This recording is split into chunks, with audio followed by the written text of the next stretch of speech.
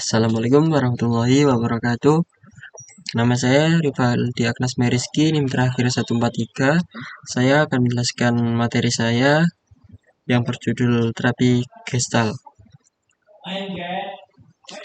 Mulai dari latar belakang. Latar belakang terapi Gestalt merupakan pendekatan psikoterapi yang berkembang sejak tahun 1940-an, menawarkan perspektif unik terhadap kesejahteraan mental dan pertumbuhan individu, didukung oleh akar filosofis yang dalam. Terapi ini menekankan pengalaman langsung, kesadaran diri, dan tanggung jawab pribadi dalam pertumbuhan psikologis.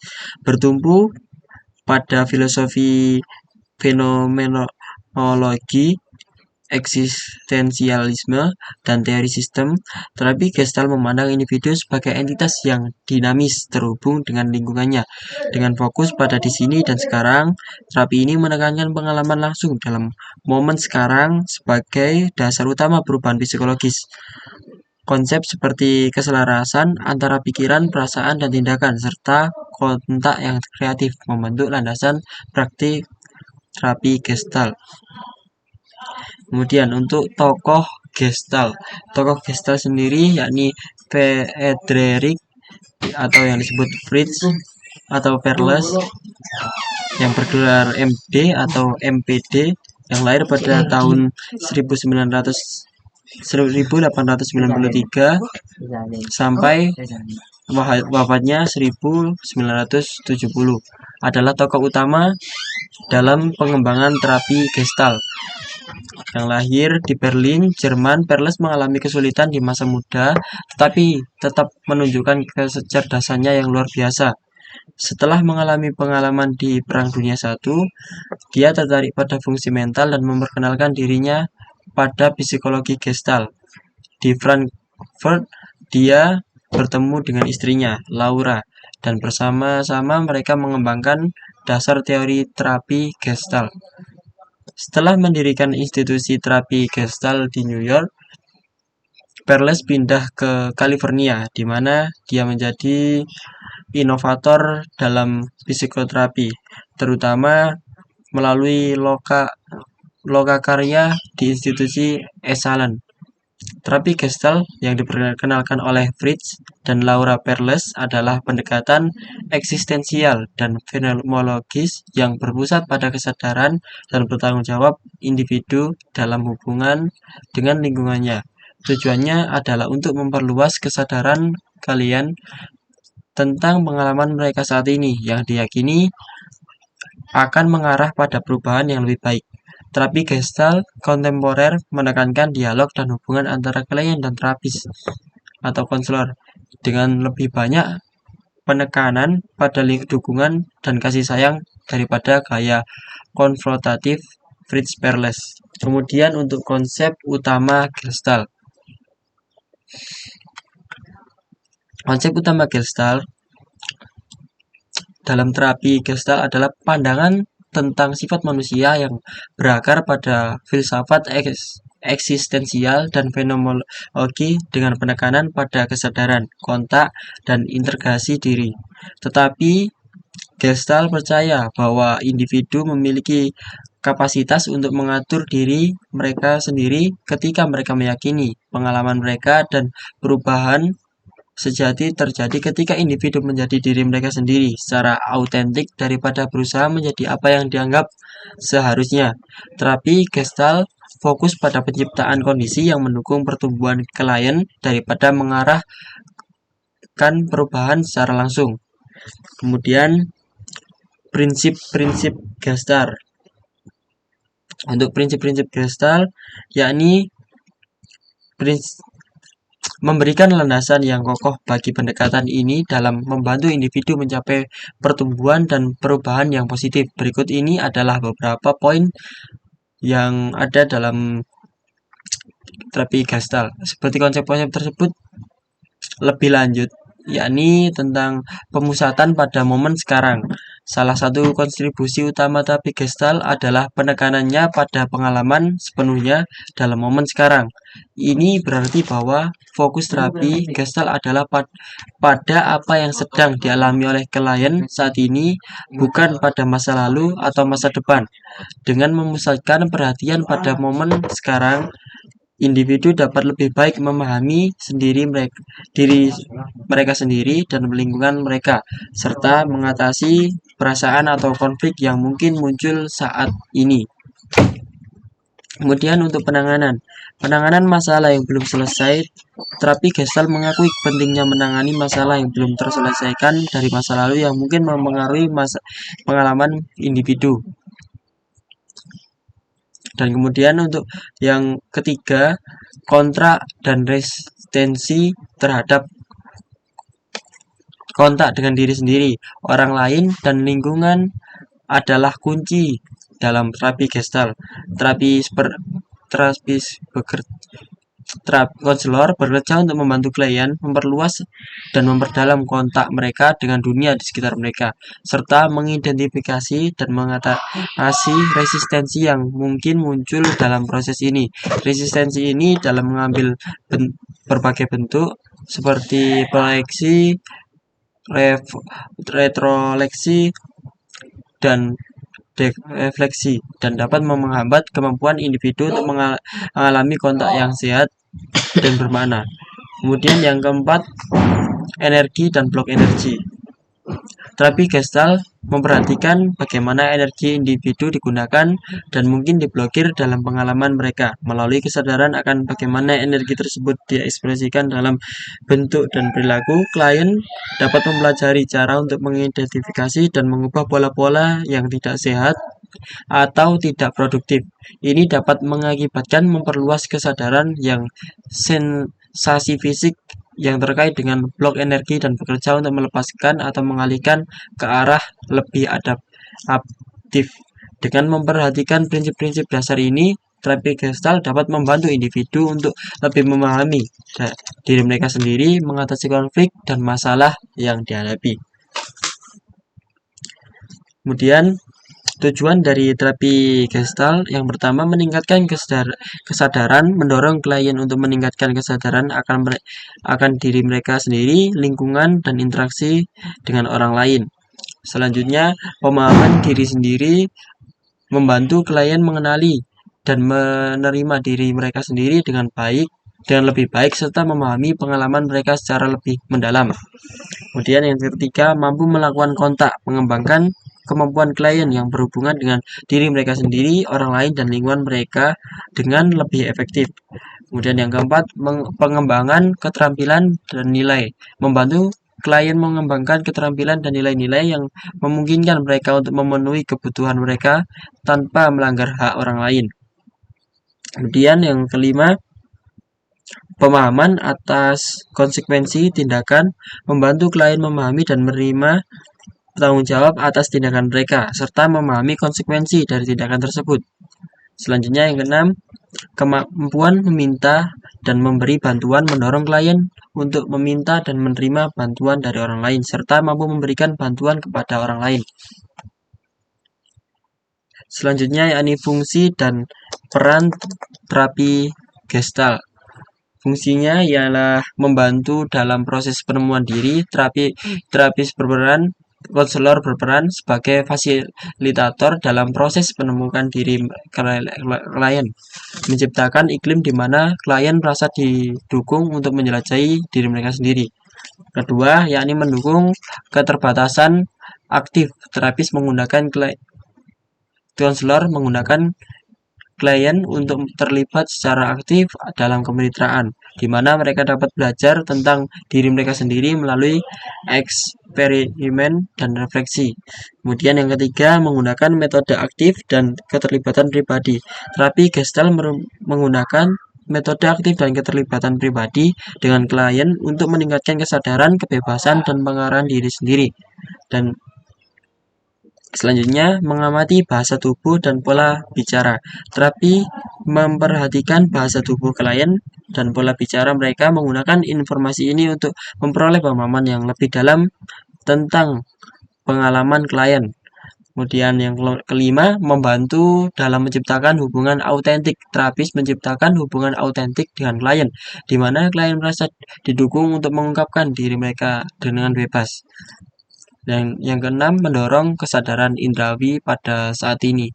Terapis mendorong klien untuk memperhatikan dan mengalami kesadaran indrawi mereka pada saat ini, membantu mereka terhubung dengan pengalaman mereka dengan lebih dalam.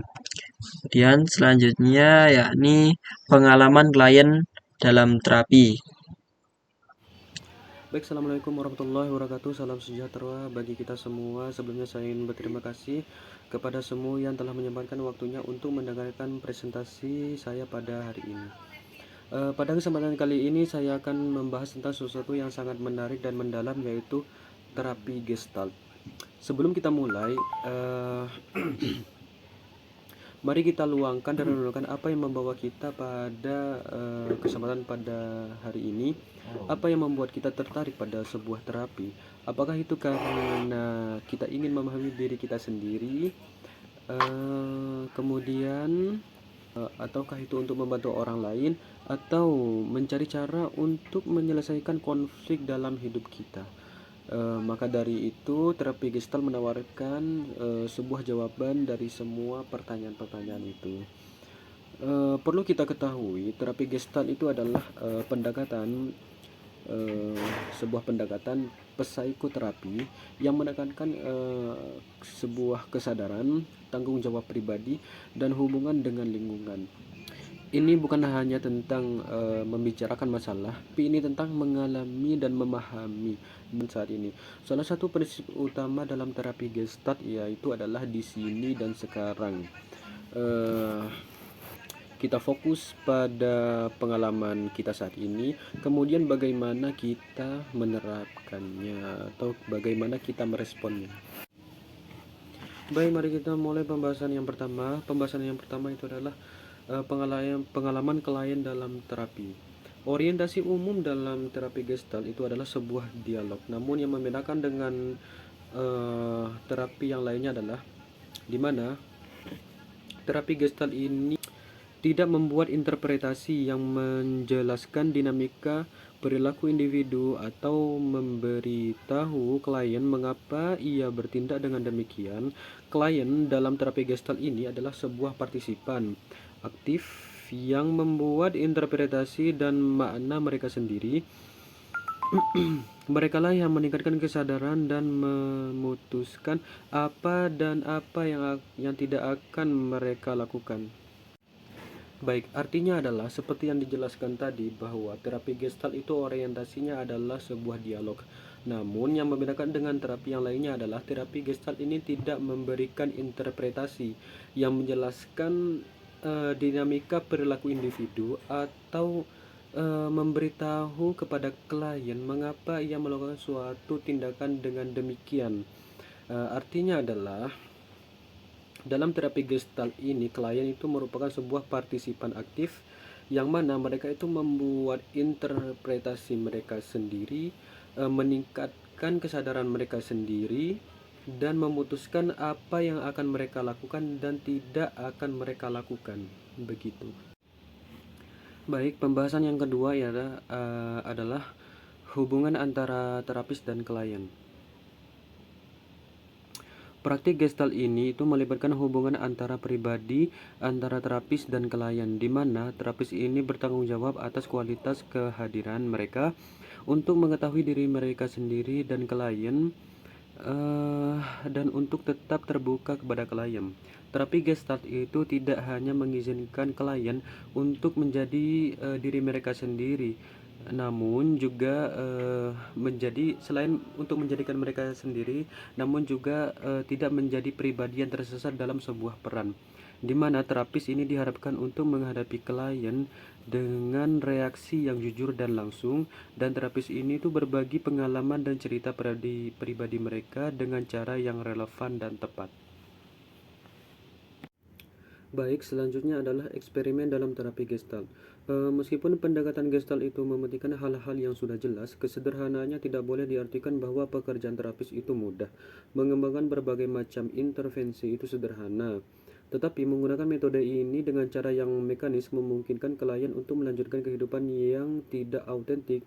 Jika klien ingin menjadi otentik, mereka itu membutuhkan kontak dengan terapis yang otentik.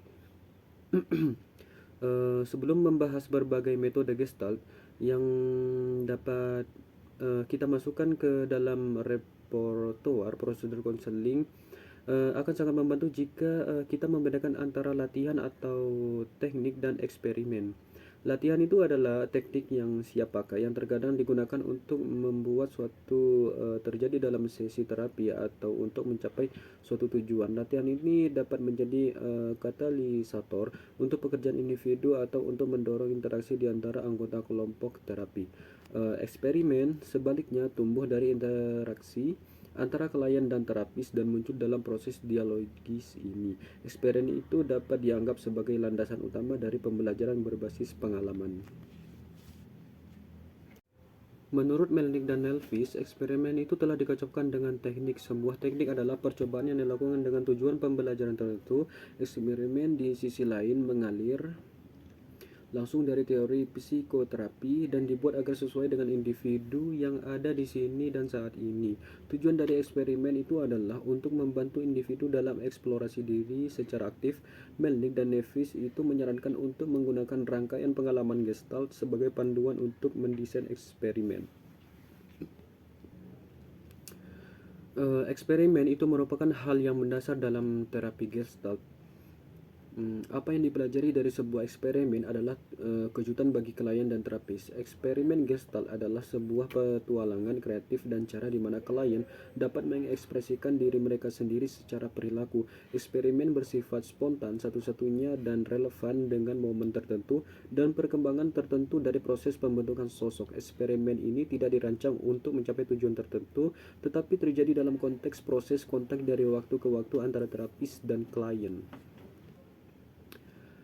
Jadi, melalui eksperimen ini klien dapat benar-benar mengalami perasaan yang terkait dengan konflik mereka. Eksperimen menghidupkan perjuangan dengan mengundang klien untuk menerapkannya di masa sekarang. Eksperimen harus disesuaikan dengan masing-masing individu dan digunakan secara tepat waktu dan tepat guna. Eksperimen juga harus dilakukan dalam konteks menawarkan keseimbangan antara dukungan dan risiko. Kepekaan dan perhatian yang cermat dari terapis sangat penting. Baik, selanjutnya adalah mempersiapkan klien untuk eksperimen Gestalt. Jika siswa sedang berlatih membatasi pemahaman mereka tentang terapi Gestalt hanya dengan membaca tentang pendekatan ini, metode Gestalt akan terlihat abstrak dan gagasan tentang eksperimen akan terlihat aneh. Meminta klien untuk menjadi sebuah objek dalam satu mimpi mereka, misalnya, mungkin tampak konyol dan tidak ada gunanya. Penting bagi para konselor untuk secara pribadi mengalami kekuatan eksperimen Gestalt dan merasa nyaman untuk menyarankan kepada klien.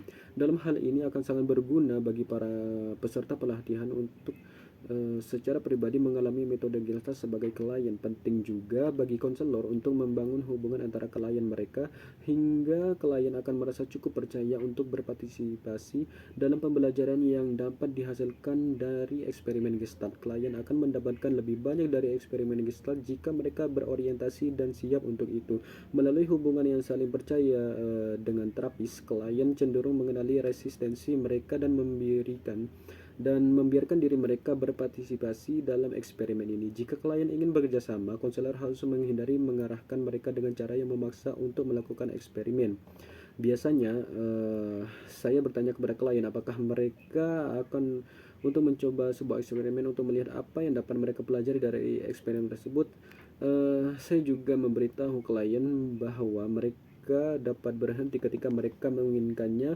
Jadi kekuatan ada pada mereka. Klien terkadang mengatakan bahwa mereka merasa konyol atau tidak sadar diri, atau bahwa tugas tersebut terasa dibuat-buat atau tidak nyata. Pada saat seperti itu, saya cenderung merespon dengan bertanya, apakah Anda bersedia mencobanya dan melihat apa yang terjadi?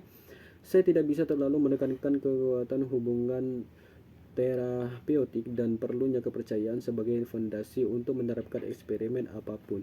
Jika saya menemukan keraguan, saya cenderung tertarik untuk mengeksplorasi keengganan klien. Akan sangat membantu untuk mengetahui alasan klien berhenti keraguan.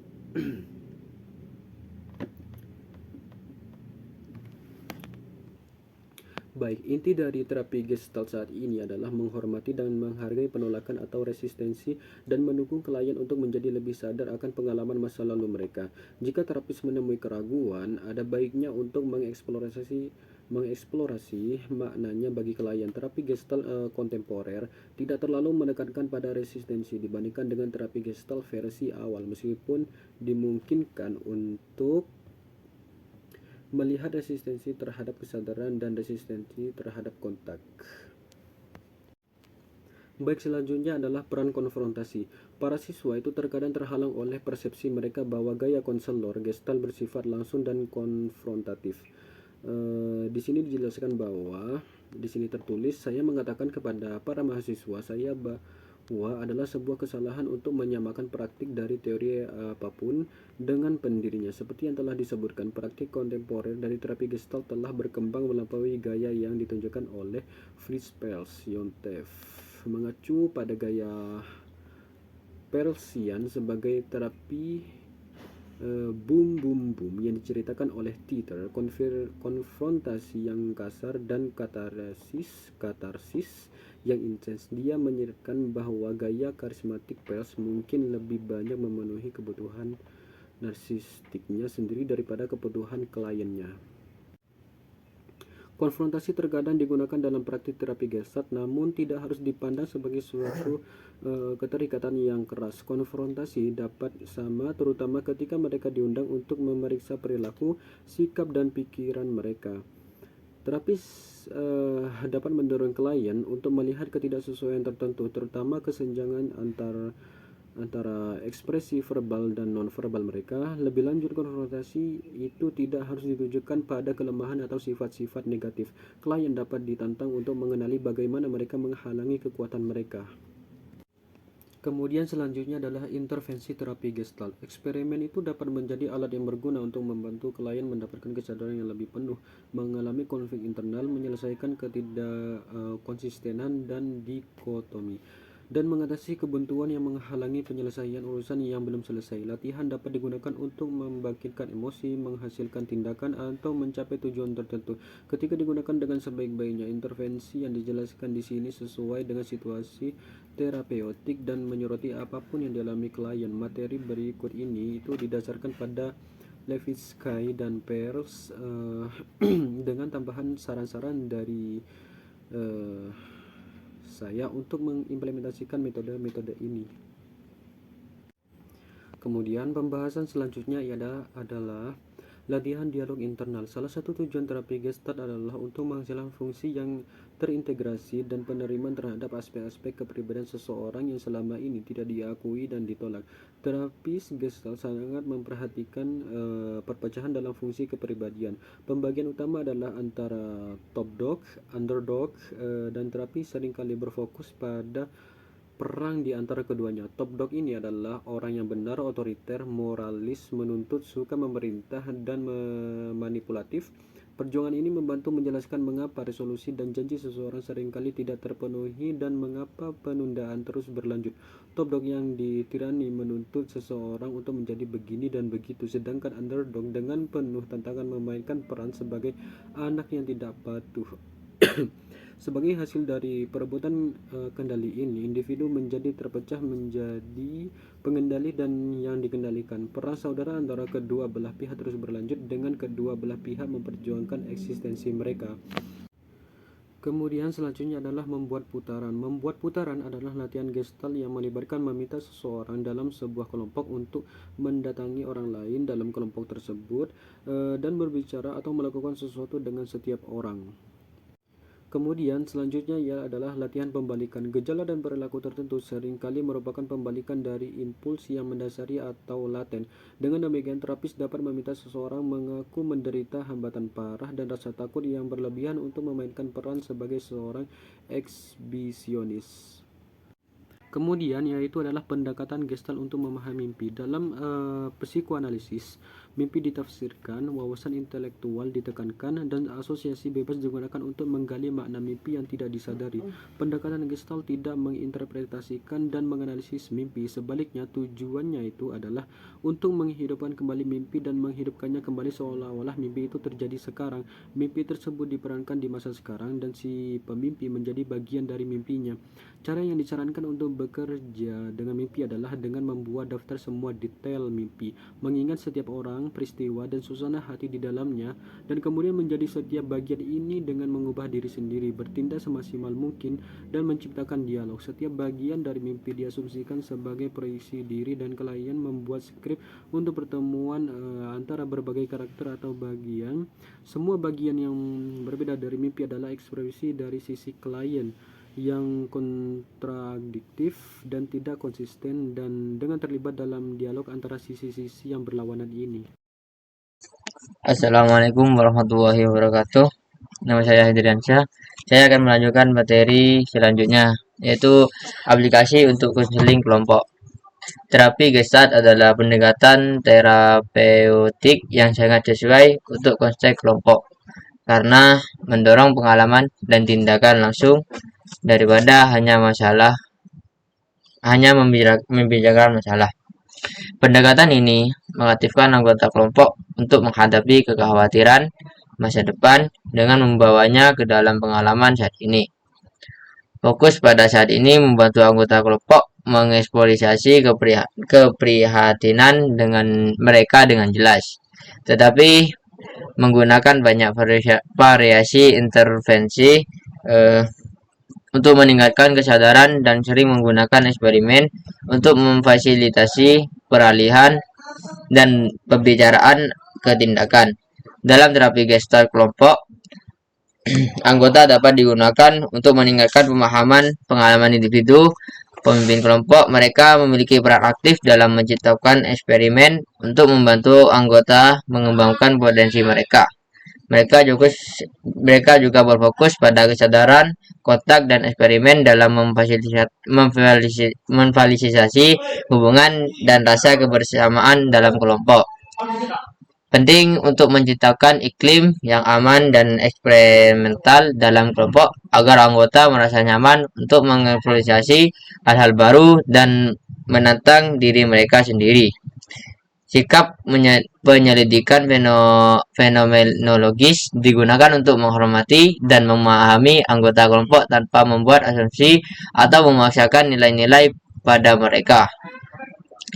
Pemimpin kelompok juga perlu menyesuaikan intervensi dengan budaya dan nilai-nilai berbeda, dengan mengutamakan sikap menghormati dan menghargai perbedaan. Dalam konteks pelatihan di Korea, pendekatan Gestalt diterima dengan baik karena sesuai dengan nilai-nilai kolektivistik dan budaya Korea yang menghargai kerja kelompok. Yang selanjutnya adalah kekuatan dari perspektif agama. Terapi Gestalt adalah pendekatan yang sensitif secara budaya dan ramah terhadap keberagaman. Dalam konteks klien dari berbagai latar belakang budaya, tetapi Gestalt menyesuaikan interferensi dengan mempertimbangkan konteks budaya individu. Keuntungan utama dari pendekatan ini adalah fleksibilitasnya dalam menyesuaikan eksperimen agar sesuai dengan cara unik individu memandang dan menafsirkan budayanya. Penting bagi terapi Gestalt untuk menjaga sikap terbuka dan memeriksa prasangka mereka sendiri saat bekerja dengan klien dari budaya lainnya. Hal ini membantu membangun hubungan yang kuat dan memfasilitasi pengembangan kesadaran budaya yang lebih baik bagi klien. Fokus terapi Gestalt pada pengembangan kesadaran juga berlaku dalam konteks budaya. Penting bagi terapis dan untuk mengeksplorasi dan memahami latar belakang budaya mereka sendiri sebagai bagian dari pengembangan profesional mereka. Terapi Gestalt sangat efektif dalam membantu individu mengintegrasi aspek-aspek yang berbeda dan dari budaya mereka. terutama bagi klien yang bikultural yang mengalami perjuangan dalam mendamaikan aspek-aspek dari dua budaya di mana mereka tinggal. Dalam konteks budaya, eh, di mana komunikasi nonverbal sering digunakan, terapi Gestalt memperhatikan eksperimen nonverbal klien sebagai cara mengungkapkan makna yang lebih dalam. Terapi Gestalt mengajak klien untuk berfokus pada gerak tubuh, eksperimen wajah, dan sensasi di dalam tubuh sebagai cara untuk mengeksplorasi pengalaman mereka secara holistik. Yang kedua yaitu kekurangan dari previstik ke agama. Penggunaan eksperimen Gestalt dengan beberapa klien dapat menimbulkan potensi masalah, terutama jika memperhitungkan konteks budaya individu. Beberapa klien mungkin dikondisikan untuk menahan diri secara emosional dan menghindari mengungkapkan perasaan secara terbuka, karena dalam budaya mereka mengungkapkan perasaan dianggap sebagai tanda kelemahan atau tidak batas. Terapi yang mengasumsikan bahwa katarsis diperlukan untuk perubahan mungkin menemukan bahwa klien tertentu menjadi semakin enggan untuk berpartisipasi dalam eksperimen, bahkan mungkin mengakhiri konseling sebelum waktunya. Misalnya seorang klien dari India mungkin sangat enggan untuk secara simbolis mengungkapkan perasaannya kepada orang tua mereka, karena dalam budayanya cara yang diterima untuk mengungkapkan ketidakpuasan terhadap orang tua akan menggunakan perantara seperti pamannya. Dalam hal ini, terapi Gestalt yang sensitif akan mempertimbangkan kerangka budaya dan dapat mengadaptasi metode yang sesuai dengan konteks budaya yang lebih luas.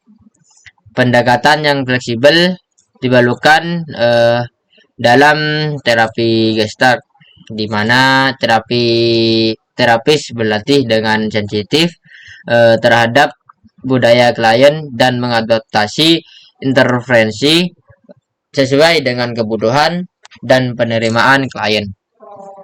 Daripada terikat dalam terapi, klien mereka tetap berfokus pada individu dan aliran pengalaman klien, daripada terikat secara kaku pada teknik atau eksperimen tertentu. Dengan demikian, terapi Gestalt dapat membantu klien mengalami diri mereka sendiri secara maksimal pada saat ini. Yang selanjutnya adalah ringkasan dan evaluasi. Ringkasan terapi Gestalt adalah pendekatan yang menekankan kesadaran saat ini dan kualitas kontak antara individu dan lingkungan. Fokus utamanya adalah membantu klien menyadari bagaimana perilaku masa lalu yang pernah terjadi. Fokus utamanya adalah membantu klien menyadari bagaimana perilaku masa lalu bagian dari penyelesaian kreatif terhadap lingkungan dapat mengganggu fungsi aktivitas dan kehidupan di masa sekarang. Tujuan utamanya adalah meningkatkan kesadaran. Selain itu, terapi Gestalt bertujuan membantu klien untuk mengeksplorasi bagaimana mereka melakukan kontak dengan unsur-unsur lingkungan dengan perubahan yang terjadi melalui peningkatan kesadaran akan apa adanya. Terapi Gestalt tidak memiliki agenda selain membantu klien meningkatkan kesadaran sehingga tidak memperlakukan perilaku klien sebagai perlawanan, tetapi mengikuti proses tersebut sebagai apa adanya. Terapi Gestalt percaya bahwa setiap klien memiliki kemampuan untuk mengatur dirinya sendiri. Jika aspek-aspek yang menonjol dan lingkungan individu diidentifikasi dan diselesaikan.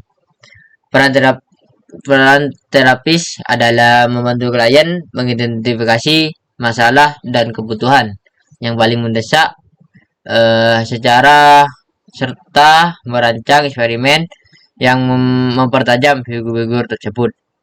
Dalam terapi Gestalt, terapis didorong untuk melakukan pengungkapan diri dengan cepat dan baik tentang reaksi mereka selama sesi terapi maupun pengalaman pribadi mereka untuk membantu membangun hubungan yang kuat antara terapis dan klien. Yang kedua yaitu kontribusi terapi Gestalt. Terapi Gestalt adalah pendekatan yang kreatif dan holistik yang menangani masa lalu dengan cara hidup membawa aspek-aspek relevan ke dalam kehidupan saat ini untuk membantu klien mengatasi masalah yang menghambat fungsi mereka saat ini. Tetapi Gestalt menggunakan interferensi yang kreatif dan eksperimen untuk menggerakkan klien dari pembicaraan ke tindakan dan pengalaman dengan fokus pada pertumbuhan dan peningkatan.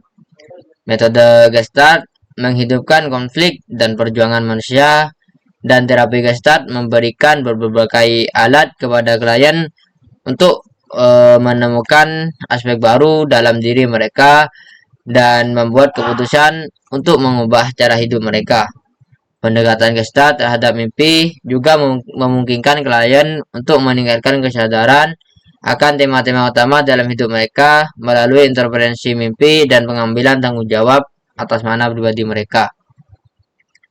Meskipun terapi Gestalt belum banyak diteliti dalam penelitian empiris, penelitian yang akan menunjukkan bahwa terapi ini sama atau lebih efektif dalam terapi lain untuk untuk berbagai gangguan termasuk gangguan pribadi, masalah psikomatis dan kecanduan zat. Efek terapi Gestalt cenderung stabil dalam jangka waktu yang panjang setelah perhentian pengobatan. Yang selanjutnya adalah keterbatasan dan kritik terapi Gestalt. Terapi Gestalt telah mengalami perkembangan signifikan dari gaya Fritz-Perls yang lebih konfrontatif menuju pendekatan kontemporer yang lebih memperhatikan faktor kognitif dan pengajaran teoritis. Saat ini terapi Gestalt lebih menekankan pada kolaborasi antara terapis dan klien dalam mengklarifikasi pemikiran, mengeksplorasi keyakinan, dan memberi makna pada pengalaman saat ini. Dalam terapi Gestalt kontemporer, klien berperan aktif dalam berpartisipasi dalam eksperimen dan pembelajaran berdasarkan pengalaman. Terapi memfasilitasi proses penemuan dari klien dan pembelajaran, tapi juga memberikan informasi yang tepat, waktu dan berguna serta fokus pada psikoedukasi untuk meningkatkan proses pembelajaran. Praktek Gestalt saat ini menekankan kontak dan dialog antara terapis dan klien. Dengan terapis ini memiliki tingkat pengembangan pribadi yang tinggi. Terapis Gestalt yang kompeten memerlukan latar belakang dan pelatihan klinis yang kuat dalam teori Gestalt, teori kepribadian, psikopatologi, dan psikodinamik, serta pengalaman dalam pribadi dan pengalaman yang diawasi. Yang terakhir yaitu kesimpulan.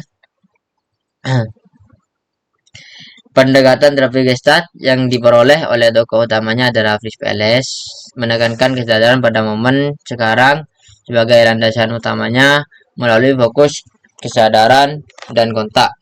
Terapi Gestalt bertujuan untuk membantu individu mengatasi masalah yang belum terselesaikan dari masa lalu, mungkin memengaruhi pengalaman mereka saat ini. Terapi ini menekankan eksperimen sebagai alat untuk meningkatkan pemahaman diri dan memfasilitasi perubahan positif. Tujuan terapi Gestalt meliputi peningkatan kesadaran, pemahaman diri, kemampuan berhubungan dengan diri sendiri dan orang lain, pengembangan keterampilan dan nilai-nilai yang sehat, pemahaman yang tanggung jawab atas tindakan, serta kemampuan memberi dan menerima bantuan. Dalam pengalaman klien, terapi Gestalt menekankan dialog dan keterlibatan aktif di mana klien memiliki peran aktif dalam membuat intervensi dan makna dari pengalaman mereka sendiri. Proses terapi ini mencakup tahap penemuan di mana klien meningkatkan kesadaran akan masalah yang belum terselesaikan dan tahap akomodasi di mana klien membuat pilihan yang lebih sehat dalam lingkungan yang mendukung. Meskipun terapi Gestalt menawarkan pendekatan yang sensitif secara budaya dan ramah terhadap keberagaman, penggunaan eksperimen harus disesuaikan dengan konteks budaya individu untuk minimalkan potensi masalah. Terapis perlu mempertimbangkan budaya klien dan merancang intervensi yang sesuai. Sekian dari kelompok kami. Kurang lebihnya mohon maaf. Assalamualaikum warahmatullahi wabarakatuh.